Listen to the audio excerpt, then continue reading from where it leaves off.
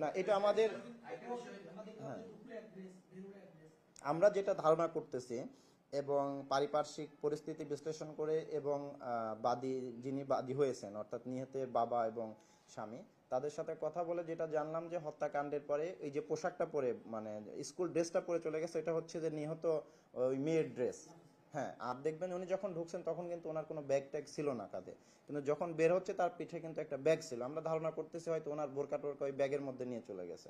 ওনাকে ধরতে পারলে, মানে হত্যাকারীকে ধরতে পারলে আমাদের আর বিষয়টা সবচেয়ে ক্লিয়ার হয়ে যাবে। এই কারণে এই মোটিভটা কি হতে পারে? আরেকটা বিষয়, আহ, আমরা যেটা দেখেছি যে উনি, বলা হয়েছে যে উনি যাওয়ার সময় দারোয়ান জিজ্ঞেস করেছিল তাকে, সেই সময় সে কি উত্তর দিয়ে আসলে চলে গেছে? দারোয়ান জিজ্ঞেস করেছিল যে আপনি কোথা থেকে এসেছেন। না, দারোয়ান জিজ্ঞাসা করেছিল যে কোথা থেকে আসলেন, তখন উনি বলছে আমি সাততলায় থাকি।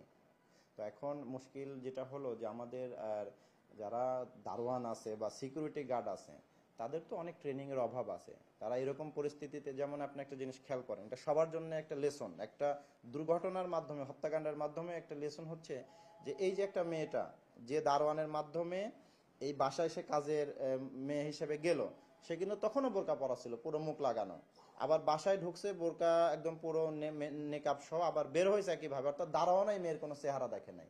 এটা একটা দারোয়ান হিসেবে তার এটা করা উচিত না। সে তো তার দায়িত্ব অবহেলার মধ্যে পড়ে গেছে এটা, মানে যদি আমি জেনারেলি চিন্তা করি। কারণ একজন অপরিচিত লোক ঢুকতেছে, তার চেহারা দারোয়ান দেখলো না, সিসিটিভিতে আসলো না, এটা তো একটা প্রশ্ন করা উচিত ছিল দারোয়ানের বা ওইখানে যারা সংশ্লিষ্ট কর্তৃপক্ষ আছে বা ম্যানেজারের।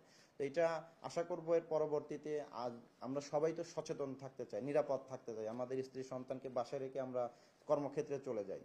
তো আমাদের কিন্তু অনেক অংশ নির্ভর করে বাসার দারোয়ান, সিকিউরিটি গার্ড, ড্রাইভার এদের উপরে। তো এদের যদি আমরা সচেতন করে, যেভাবে অপরিচিত কেউ থাকলে তার নাম ঠিকানা ছবি টবি বা আইডি কার্ড সহ তার চেহারা স্বরূপ নিয়ে যদি বাসায় ঢোকানো যায় বা হিস্ট্রি রাখা যায়, তাহলে কিন্তু সে একটা মানসিক ভয়ের মধ্যে থাকে যে আমি অন্যায় করলে তো আমার সবকিছু রাখা আছে নিচে, আমাকে তো ধরাটা সহজ হবে। এই ক্ষেত্রে এটা কিছুই হয় নাই। মানে এই যে গত 4 দিন যে এই মহিলা ধারাবাহিকভাবে এই বাসায় ঢুকেছে, কাজ করেছে, বের হয়েছে, কেউ কোনো তথ্য জানেন, ইভেন যিনি গৃহকর্তা তার সাথেও কোনো যোগাযোগ হয়নি, এবং তারাও জিজ্ঞাসা করেনি কোথায় থেকে আসলো, কি কাজ করে, কেন আসলো। কোনো কিছু খোয়া গেছে কি? বুঝতে মানে পারছি। এখন পর্যন্ত আসলে নিহত তো স্ত্রী এবং মেয়ে মারা গেছে, এটা তো খুবই মর্মান্তিক ঘটনা, আপনার জানেন। এই কারণে আসলে তাকে তো এত প্রশ্ন মানে আমরা জর্জরিত করতে পারি নাই। আমরা তার প্রতি শোক কামনা করি এবং তার জন্য আমাদের দোয়া থাকবে। আর আরও একটা বিষয় জানেন যে যারা নিহত হয়েছেন, তিনি কিন্তু আমার নিজের এলাকার, মানে আমার নাটোরের। ফলে এমনিতেই আমাদের একটু খারাপ লাগার জায়গাটা বেশি, কারণ আমরা তাকে উনি এফআইআরটা দিয়ে গেছেন। এরপর আমরা হয়তো তদন্তের স্বার্থে